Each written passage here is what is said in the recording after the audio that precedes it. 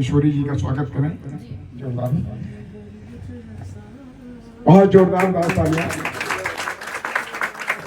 किशोरी जी ने तो बहुत बढ़िया बात कही, अच्छा लगा सभी को।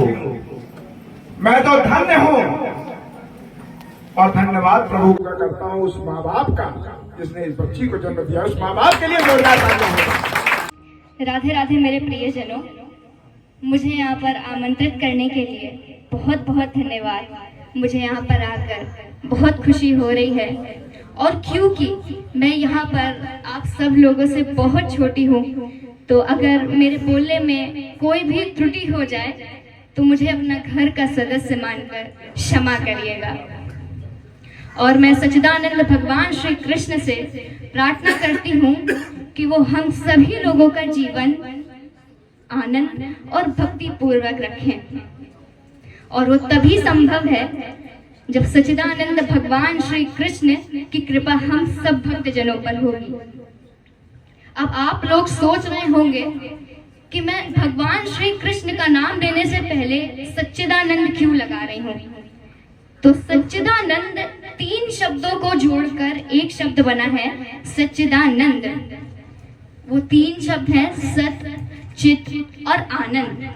सत का क्या अर्थ होता है? सत का अर्थ होता है जो हमेशा सटीक रहे, जो कभी बदले ना, वो है सत।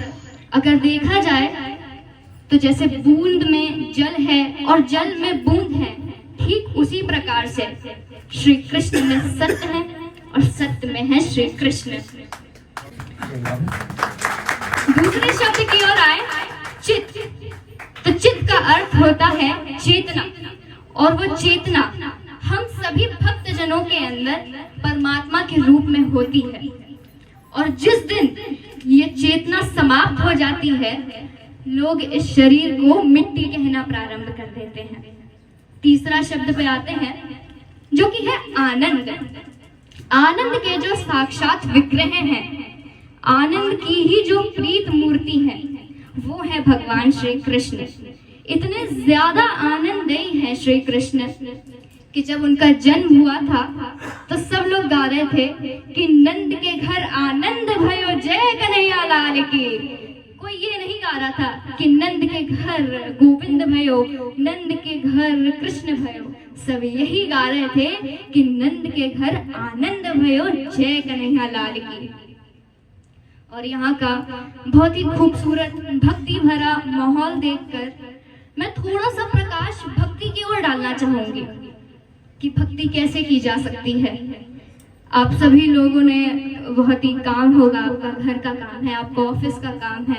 आज मैं बताती हूँ कि आप अपने काम के साथ भगवान की भक्ति कैसे कर सकते हैं। तो श्रीमद् भागवत महापुराण के अनुसार भक्ति के 9 प्रकार बताए गए हैं, जिसे हम नवधा भक्ति भी कहते हैं। तो भक्ति का सबसे पहला प्रकार है श्रवण। श्रवण का अर्थ होता है सुनना। हम भगवान की अगर कोई भी कथा सुनते हैं या फिर कथा के साथ कोई भी भजन कीर्तन लीलाएं भगवान की, तो वो भी एक भक्ति का मार्ग है। अब जैसे कि हम लोग सब लोग यहाँ पर सुंदरकांड का ये पाठ सुन रहे हैं, अब हम लोग जाएंगे, कपड़े झाड़ेंगे, घर में जाएंगे और भूल जाएंगे। लेकिन श्रवण के साथ चिंतन और मनन करना भी बहुत आवश्यक है। आप लोगों ने कुछ सीखा, आप लोग भगवान का कुछ सुन कर आए, आप लोगों ने कुछ तो सीखा ही होगा, तो उसका चिंतन और मनन करके उसका सार निकालिए। बिना सार निकाले आपकी भक्ति तो होगी लेकिन पूरी नहीं होगी। पूरी वो तब होगी जब आप लोग उसका सार निकाल के अपनी असल जिंदगी में डालेंगे। दूसरा भक्ति का स्वरूप है कीर्तन। कीर्तन तो चलते रहते हैं, लेकिन फिर मैंने कहा सब लोगों के पास काम है, यहाँ पे सब काम करने वाले लोग हैं। तो जैसे हम लोग ये रोज तो नहीं कर पाते हैं, लेकिन कभी हफ्ते में या महीने में एक बार हमें भगवान को अपने परिवार, अपने मित्र जनों के साथ जरूर बैठकर एक बार संकीर्तन जरूर करना चाहिए। तीसरा प्रकार है स्मरण। अब किसी के पास तो बिल्कुल ही समय नहीं है, कहीं ना जा सकते हैं ना कहीं आ सकते हैं, एकदम टाइट शेड्यूल, प्रधानमंत्री हैं लेकिन फिर भी तो अगर आप इतने ज्यादा व्यस्त हो तो फिर आप स्मरण करो। स्मरण पे एक श्लोक है, जिव्या राधा श्रुतौ राधा राधा नेत्रे हृदय स्थितौ सर्वंग व्यापिनी राधा राधेवा राधेते मया। सब जगह राधा, आंखों में राधा, मुख में राधा, हृदय में राधा, पूरे शरीर हम लोग अपने राधा को समर्पित करते हैं। कुछ भी कर रहे हैं, बाहर जा रहे हैं राधा का नाम ले रहे हैं, गाड़ी स्टार्ट कर रहे हैं राधे का नाम ले रहे हैं, कोई भी भगवान का बस स्मरण करिए, भगवान हमेशा आपके साथ रहेंगे। चौथा प्रकार है पाद सेवन। पाद सेवन का अर्थ होता है भगवान की चरणों की सेवा करना। भगवान की चरणों की सेवा कैसे करें? तो भगवान की चरणों की सेवा आप कर सकते हैं, दिल से उनके चरण धोएं, सुंदर सुंदर पुष्प अर्पण करें, इत्र लगाएं। तो अगर मैंने जैसे कि अभी यही टॉपिक था कि किसी के पास टाइम भी नहीं है, तो अगर आप वो नहीं कर सकते हैं तो घर में आप अपने माता पिता के चरण स्पर्श कर सकते हैं। वो भी भगवान की भक्ति है। भगवान का और माता पिता का पद एकदम बराबर माना जाता है। तो अगर आप भगवान के नहीं, अगर आप अपने माता पिता के भी पैर छूकर उनका आशीर्वाद ले रहे हैं तो भी वो भगवान की ही भक्ति है, भगवान उसमें उतना ही प्रसन्न होंगे। अगला प्रकार है अर्चन। अर्चन में हमें ये पता करना होता है कि हम किन किन वस्तुओं से भगवान की सेवा कर सकते हैं। हम कैसे भगवान को स्नान कराएं, हम कैसे उनको वस्त्र धारण करवाएं, हम कैसे उनकी आरती करें, हम कैसे उनको तिलक लगाएं। तो ये सब कुछ अर्चन में आता है। फिर आता है वंदन। वंदन में हमें भगवान का मतलब सच्चे मन, सच्चे पवित्र मन से भाव, निस्वार्थ भाव से हम लोगों को भगवान को प्रणाम और अर्चन करना चाहिए, ध्यान लगाना चाहिए उनका। अगला भक्ति का प्रकार है दास्य। भगवान का दास बन जाना। हम कुछ नहीं है, जो है सिर्फ द्वारकाधीश हैं, भगवान हैं, उनके हम दास हैं, वही हमारे मालिक हैं, वही हमारे सब कुछ हैं।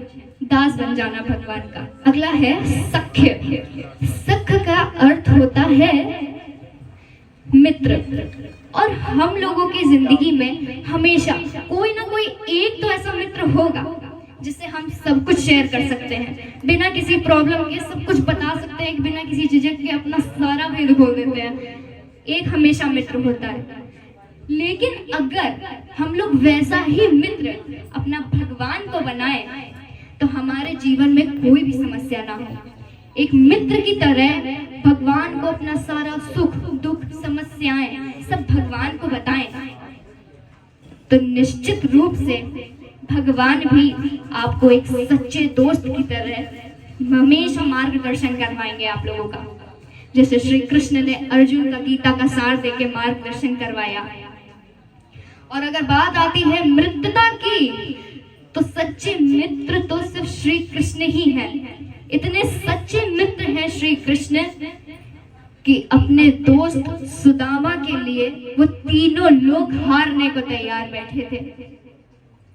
अंतिम और 9वां प्रकार है आत्मनिवेदन।